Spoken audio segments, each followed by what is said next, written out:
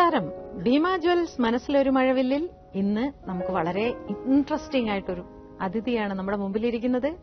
ചലച്ചിത്ര സംവിധായകനും നിർമ്മാതാവും ഒക്കെയായ അശോക് കുമാറും ഭാര്യ ബീനയും. നമസ്കാരം. എന്തുണ്ട് അശോകേട്ടാ വിശേഷം? ഇന്നലെ എന്നെ ഇങ്ങനൊരു ഇന്റർവ്യൂ ഉണ്ടെന്ന് പറഞ്ഞ് വിളിച്ചപ്പോൾ ഞാൻ ബീന നമ്മളെ കോമ്പയർ ചെയ്യാൻ വിളിക്കുന്ന ഭാഗ്യലക്ഷ്മിയാണ്.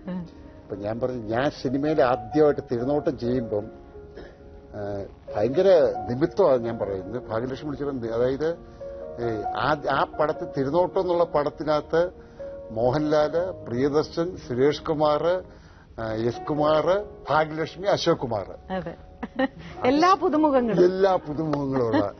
അപ്പൊ ഞാൻ ബീനോട് ഇന്ന് വരുന്ന കാറി വരുന്നവർക്ക് പറഞ്ഞു, ഞാൻ ആ ഭാഗ്യലക്ഷ്മി ഓർക്കുന്നുണ്ട്. ആ കൊച്ചുകുട്ടി എന്റെ മുമ്പിൽ വന്ന് ഡബ് ചെയ്യാൻ വരുന്നത്. ഭാഗ്യലക്ഷ്മിയെ കൊണ്ടുവരുന്ന ആരെന്നുള്ള രവീന്ദ്രൻ മാഷ്. രവിയെ നമ്മൾ ഡബ് ചെയ്യിക്കാനായിട്ട്, രവികുമാറിനെ ഡബ് ചെയ്യിക്കാനായിട്ട് രവീന്ദ്രനും രവിയും മറ്റേ ഹീറോയിനെ ഡബ് ചെയ്യാനായിട്ട് ഭാഗ്യലക്ഷ്മി. കൊച്ചുകുട്ടി ഒരു ബെറ്റിക്കോട്ട് ഇട്ടുകൊണ്ട് ഭാഗ്യലക്ഷ്മിയും വന്നിരിക്കുമ്പം ഞാൻ ആ ഭാഗ്യലക്ഷ്മിയാണ് ഇന്ന് ഇതിന് ഇന്റർവ്യൂ ചെയ്യാൻ വിളിച്ചെന്ന് ഞാൻ ബീനോട് പറയായിരുന്നു. അപ്പൊ അതിനകത്ത് രണ്ടുപേര് പ്രധാനമായിട്ടുള്ള കാര്യം, ഒന്ന് രവി ഉണ്ടെന്ന്. രവീന്ദ്രൻ മാഷ് അപ്പുറത്ത് നിങ്ങൾ ഒരുമിച്ചിരുന്നാണ് ഡബ് ചെയ്യുന്നത്. അപ്പൊ ഞാൻ രവി ചോദിച്ചു, ആരുണ്ട് രവി നമുക്കൊരു ഡബ് ചെയ്യിക്കാനായിട്ട്? അത് കൊച്ചുകുട്ടിയുണ്ട്. ഞാൻ നോക്കി ഇത്രയുള്ളൊരു കൊച്ചിനെ കൊണ്ട് വന്നിരിക്കുന്നത്, എടുത്തോണ്ടൊരു കൊച്ചിനെ ഡബ് ചെയ്യിക്കാൻ കൊണ്ടുവന്നിരിക്കുന്നത്. ആ ഭാഗ്യലക്ഷ്മി ഇന്ന് എന്നെ കാണാൻ വന്നത് എന്റെ വീട്ടിൽ ഫിക്സ് ചെയ്യാൻ വന്നു കേട്ടോ. അശോകേട്ടനും പ്രിയനും ലാലും സുരേഷും ഉണ്ട്. ഇവര് 4 പേരും കൂടിയാണ് അവിടെ വന്നത് ഡബിങ്ങിന് ഫിക്സ് ചെയ്യാൻ. 250 രൂപ അഡ്വാൻസ് ഭയങ്കര വീട്ടിൽ കൊണ്ടുവന്ന് എന്റെ കയ്യിൽ തന്നു അല്ലേ? 250 രൂപ 250 രൂപ വലിയ കാര്യം. മൊത്തം 750 റുപ്പീസാണ് ആ പടത്തിന് എനിക്ക് ഫിക്സ് ചെയ്തത് അല്ലേ? 750 രൂപ. അന്നത്തെ ഏറ്റവും വലിയ ഡബിംഗ് ആർട്ടിസ്റ്റ് രവി, അറിയോ? മ്യൂസിക് ഡയറക്ടർ രവീന്ദ്രൻ എന്ന് പറയുന്ന അന്നത്തെ ഏറ്റവും വലിയ ഡബിംഗ് ആർട്ടിസ്റ്റാ. ഞങ്ങള് കർപ്പകം സ്റ്റുഡിയോ നാഥൻ സാർ അതേ ഉണ്ട് ഇപ്പോഴും ഇല്ല, മരിച്ചുപോയി. അതൊരു ഭയങ്കര അനുഭവമാണ്. ഞാൻ പറഞ്ഞു, ആ സിനിമയുടെ ലൈഫ് എന്ന് പറയുന്നത് ഈ കുട്ടിയുടെ സൗണ്ടാണ്. ആ ഹീറോയിന് രവികുമാറിന്റെ സൗണ്ടാണ്. രേണുചന്ദ്ര നായിക. നമ്മള് ലാലിന് ഡബിംഗ് പഠിപ്പിച്ചു കൊടുക്കുമായിരുന്നു. മോഹൻലാലിന് ഡബിംഗ് പഠിപ്പിച്ചു കൊടുക്കുമായിരുന്നു. ലാലിന് ഡബിംഗ് എന്നാൽ ലാല് പ്രിയദർശൻ അസിസ്റ്റന്റ് ഡയറക്ടർ. എന്റെ അപ്പുറത്ത് ഈ കുട്ടിയുടെ ഇത് കേൾക്കുന്നത് പ്രിയനാണ്. Suresh Kumar assistant director. കിരീട ഉണ്ണി, അറിയോ? ഉണ്ണിയേടനുണ്ടായിരുന്നല്ലേ? ഞാൻ പറഞ്ഞില്ല, ഇന്ന് ഇപ്പൊ സിനിമയിലുള്ളവര് നമ്മളെല്ലാം ഉണ്ട്. എത്ര കൊല്ലം മുമ്പ് ഇത്? ഇത് 70. അതെ, ആ ഡേറ്റ് ഇപ്പൊ ചോദിക്കാനാണെങ്കിൽ ഒരാളെ പറയത്തുള്ളൂ, മേനാസുരേഷ്. ഇപ്പൊ സുരേഷിനോട് ചോദിക്കേ, കറക്റ്റ് ഡേറ്റ് പറയും, ഡബ് ചെയ്ത ഡേറ്റ് പറയും. എന്നോട് പറഞ്ഞു 82-ലായിരുന്നു ആ ഫിലിം അല്ലേ? അതെ, തിരുനോട്ടം. അതാണ് ഭാഗ്യലക്ഷ്മി. അത് ഞാൻ അതിന്റെ ഒരു അതിശയമാണ്. അത് ഇന്ന് ഈ കുട്ടി, ഞാനതാ പറയാം, എന്റെ ജീവിതത്തിൽ ഏറ്റവും വലിയ സന്തോഷം എന്നറിയാം ഭാഗ്യലക്ഷ്മി. മോഹൻലാൽ എന്നുള്ള നടൻ ഇന്ത്യയിലെ ഏറ്റവും വലിയൊരു നടനാണ്. പ്രിയദർശൻ ഇന്ത്യയിലെ ഏറ്റവും വലിയൊരു സംവിധായകൻ. സുരേഷ് കുമാർ മലയാള സിനിമയിലെ ഏറ്റവും കൂടുതൽ പടം പ്രൊഡ്യൂസ് ചെയ്ത പ്രൊഡ്യൂസർ. രവീന്ദ്രൻ കേരളം കണ്ടുള്ള ഏറ്റവും വലിയ മ്യൂസിക് ഡയറക്ടർ. ഭാഗ്യലക്ഷ്മി സീരിയസ് ആയിട്ട് ഞാൻ പറയാം, കുട്ടി ഉണർത്താം. കേരളം എന്നല്ല, ഇന്ത്യയിലെ തന്നെ ഭാഗ്യലക്ഷ്മിയുടെ ചില ഡബിംഗ്, ഇന്ത്യയിലെ one of the best dubbing ആർട്ടിസ്റ്റാ കുട്ടി. One of the best. ഞാൻ ചോദിക്കുന്നത്, കഴിഞ്ഞ പടവും നമ്മൾ ഡബ് ചെയ്തില്ലേ? കഴിഞ്ഞ അറബി ഒട്ടും ബി മാധവനാഥിനകത്തും ഭാഗ്യലക്ഷ്മി ഞാൻ ആലോചിക്കുക, ആദ്യത്തെ സിനിമ മുതൽ പ്രിയന്റെ ആണെങ്കിലും അശോകന്റെ ആണെങ്കിലും എല്ലാ സിനിമകളും ഇല്ലാത്തൊരു ഇതില്ല. അതെ, ആകെ ഞാൻ വിട്ടത് എനിക്ക് തോന്നുന്നു തേനും വയമ്പും. പക്ഷെ അത് അന്ന് ആ കുട്ടിയായോണ്ട് അവര് സുമലതയായതുകൊണ്ടാണ് ഞാൻ ചെയ്യാതെ. തേനുമേമ്പിനകത്ത് തേനുമേമ്പ് ചെയ്ത അവരാണ് ഡബിംഗ് ആർട്ടിസ്റ്റ്. പക്ഷെ എന്ന് വെച്ചോണ്ട് ഞാൻ പറയാം, അതായത് അങ്ങനെ എസ് കുമാർ ക്യാമറാമാൻ. അപ്പൊ ഈ ദൈവം അനുഗ്രഹിച്ച എന്തൊരു വലിയ കാര്യമല്ലേ, ഇത്രയും ആളുകള് നമ്മളുടെ മുമ്പിൽ, നമ്മുടെ സുഹൃത്തുക്കളായിരുന്നവരൊക്കെ ഇങ്ങനെ ഒരു പൊസിഷനിൽ നിൽക്കുക. നമ്പർ 1 ആണെന്ന് മനസ്സിലായി. നമ്പർ 2 ആരുമില്ല. ആരും നമ്പർ 2 ആയിട്ടില്ല. MG ശ്രീകുമാർ ഞാൻ കൊണ്ടുവന്ന ശ്രീകുട്ടന് എത്രയോ വലിയ ഇതിലായി. ശ്രീകുട്ടന് ഞങ്ങൾ പറയാറുണ്ട്, കുട്ടി കാണിച്ചു, നമ്മൾ ഇത്രയും പേര് ദൈവത്തിനായി, ഞാൻ കാരണമൊന്നുമല്ല, നമ്മുടെ നിമിത്തം, നമ്മുടെ ആ ബന്ധത്തിന്റെ ഇതില് ഇവരൊക്കെ ഈ നിലയിലായി. ആ പടം പുറത്തിറങ്ങിയില്ലെങ്കിലും ആ പടം കൊണ്ടുണ്ടായ എന്ത് വലിയൊരു നേട്ടമാണ് അല്ലേ? അല്ല, പടം ഇറങ്ങി. ആ പടമാണ് പിന്നെ തിരുവോണം മുതലാളി ഒരു ദിവസം നമ്മുടെ സബ്സിഡി കിട്ടാൻ വേണ്ടി കൊല്ലം കൃഷിയെ റിലീസ് ചെയ്ത് തിരുനോട്ടം അറിയോ. അതായത് ലാൽ എപ്പോഴും ലാലിന്റെ ആദ്യത്തെ പടം ഏതാ മഞ്ഞൾ പിടിച്ച പൂക്കളെന്ന് പറഞ്ഞു കഴിഞ്ഞ് ഇത് കഴിഞ്ഞാണ് ഇത് തിരുനോട്ടം റിലീസാവുകയും ഒരു ദിവസം ഓടിക്കുകയും ചെയ്തു. അങ്ങനെ മോഹൻലാലിന്റെ ആദ്യത്തെ പടം ഏതാണെന്ന് വെച്ചാൽ തിരുനോട്ടമായിട്ട് മാറുക. തിരുനോട്ടം ഫംഗ്ഷൻ ഓർക്കുന്നില്ല ഭാഗ്യലക്ഷ്മി? നമ്മളെ ആ തിരുനോട്ടം എന്നുള്ള 25th ഫംഗ്ഷൻ നടത്തിയത് നമ്മളെല്ലാം കൂടെ തന്നെയല്ലേ? എന്നെ സ്ത്രീയായിട്ട് കൂട്ടിയിട്ടില്ല, ഇവരുടെ കൂട്ടത്തിലൊരു അല്ലേ? അതെ, ഞങ്ങളുടെ കൂട്ടത്തില് ഫോൺ ചെയ്യുമ്പോൾ എങ്ങനെയാണെന്നറിയോ? ആദ്യം ട്രിവാൻഡ്രത്തൊരു ഫോൺ വരുമ്പം കല്ലൂർ ശശി, ഭാഗ്യലക്ഷ്മിയാണ് ഒരാളെ ഉള്ളു വിളിക്കാനുണ്ട്, ഭാഗ്യലക്ഷ്മി, മേനെ സുരേഷ് കുമാർ, അശോക് കുമാർ, ഇവിടുത്തെ തിരുവനന്തപുരത്തെ രാകേഷ്, ഇങ്ങനെ കുറച്ചുപേരുടെ കൂട്ടത്തിൽ ഭാഗ്യലക്ഷ്മി. അത് കഴിഞ്ഞിട്ടാണോ കൂലി ചെയ്തത്? തിരുനോട്ടം കഴിഞ്ഞാണ് ഞാൻ തേനിമേമി ചെയ്യുന്നത്. തേനിമേമി ചെയ്യുന്നത് നസീസാറിനെ വെച്ച്. അത് കഴിഞ്ഞാണ് സുരേഷ് കുമാറിന്റെ ആദ്യത്തെ പടം ചെയ്യുന്നത് കൂലി. സുരേഷ് കുമാർ ആദ്യത്തെ പടം ഡയറക്ടർ ഞാൻ നളിനിയായിരുന്നു അല്ലേ? നളിനിയായിരുന്നു അതിലെ നായിക. അതെ. അത് ഈ കിളിക്കുഞ്ചിലേതോ എപ്പോ ചെയ്തതാ? എനിക്ക് ഡേറ്റ് അല്ല, ഇതെല്ലാം കഴിഞ്ഞാണ് ലാലിന്റെ ബ്രദറിനെ വെച്ച്. ഇതൊക്കെ നമ്മൾ ചെയ്യുന്ന വെച്ചാൽ ലാലിന് അഭിനയിക്കാൻ താല്പര്യമില്ല. ഞാൻ ഒരിക്കലും സിനിമ സീരിയസ് അല്ലായിരുന്നു, ഒരു കാലത്തും സിനിമ സീരിയസ് അല്ല. സീരിയസ് അല്ലാത്ത കാര്യത്തിൽ സിനിമ സീരിയസ് ആയി നിങ്ങളല്ല ഇന്ന് സിനിമയുടെ ഏറ്റവും വലിയ നിലയിലായി. ഞാൻ സിനിമ സീരിയസ് അല്ലാത്തതുകൊണ്ട് ഇങ്ങനെ മാറി നിൽക്കുന്നു.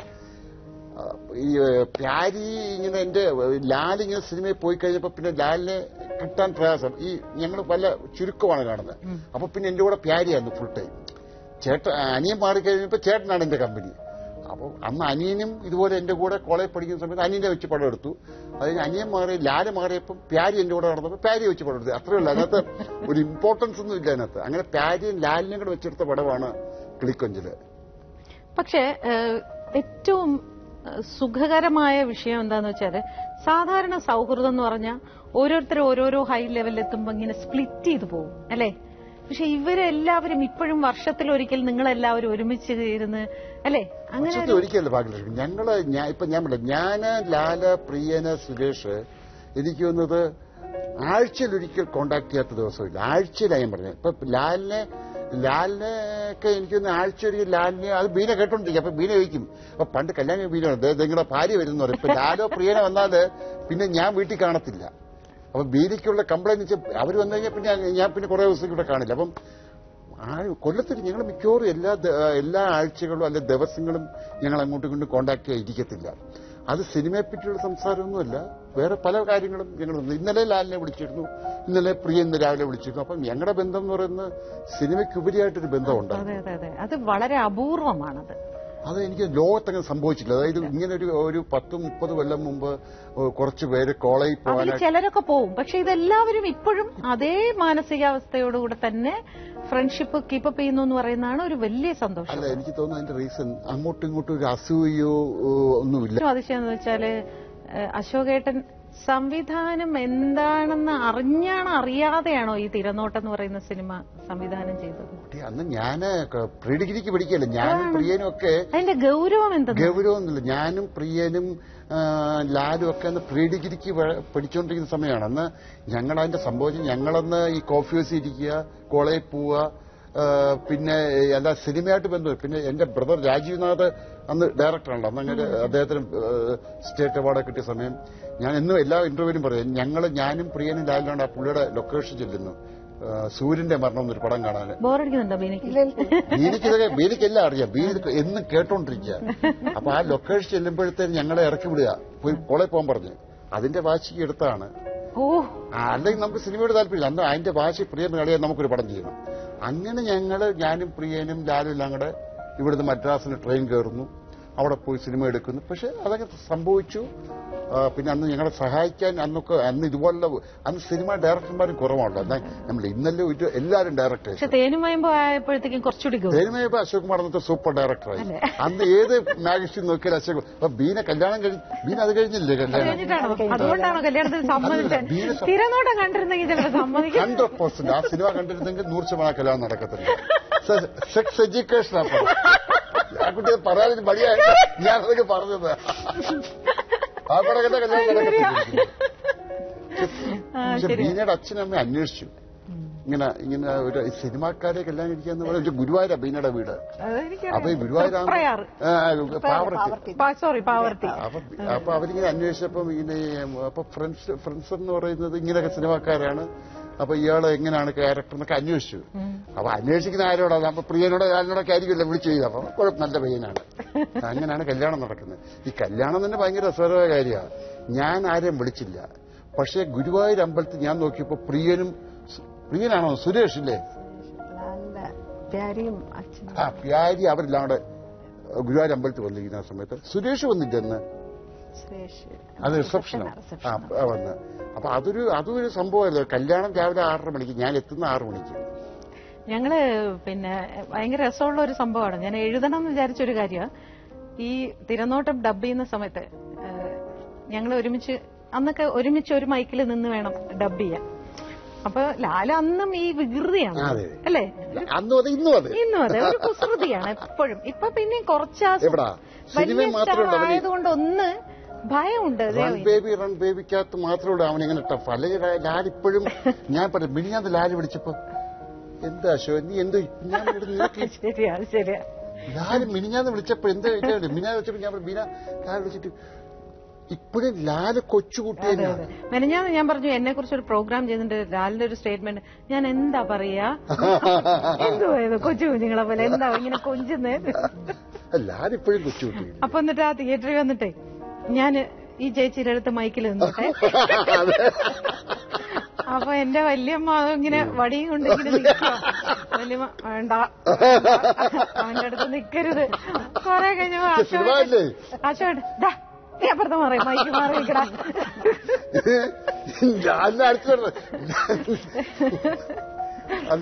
അതൊന്നും ഇപ്പോഴും ലാലത്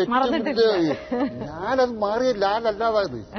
ഞാൻ നമ്മൾ ഈ ലാലിനെ പറ്റി പറയാൻ തുടങ്ങിക്കഴിഞ്ഞാൽ എനിക്ക് പറയാൻ പറ്റുന്ന എന്റെ സുഹൃത്ത് ലാലിനെ പറ്റിയും പ്രിയനെ പറ്റിയും. ലാലിനെ പറ്റിയൊക്കെ പറയാൻ തുടങ്ങി എവിടെ പോയി നിൽക്കും നമ്മളിത്? നമുക്കൊക്കെയുള്ള അനുഭവങ്ങൾ ലാലിനെ പറ്റി. ഇടയ്ക്ക് ഭാഗ്യലക്ഷ്മി അവിടെ സ്കൂൾ തുടങ്ങിയില്ലേ ലാലിന്റെ സ്റ്റുഡിയോ തന്നെ ഡബിംഗ് സ്കൂള്.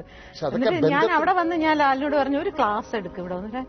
എനിക്കറിയില്ല ഞാൻ എങ്ങനെ അഭിനയിക്കുന്നത് തന്നെ എനിക്കറിയില്ല. ഞാനങ്ങ് അഭിനയിച്ചു പോകുന്നതാണ്. അതാണ് ലാലിന്റെ ഏറ്റവും വലിയൊരു പ്ലസ് പോയിന്റ്.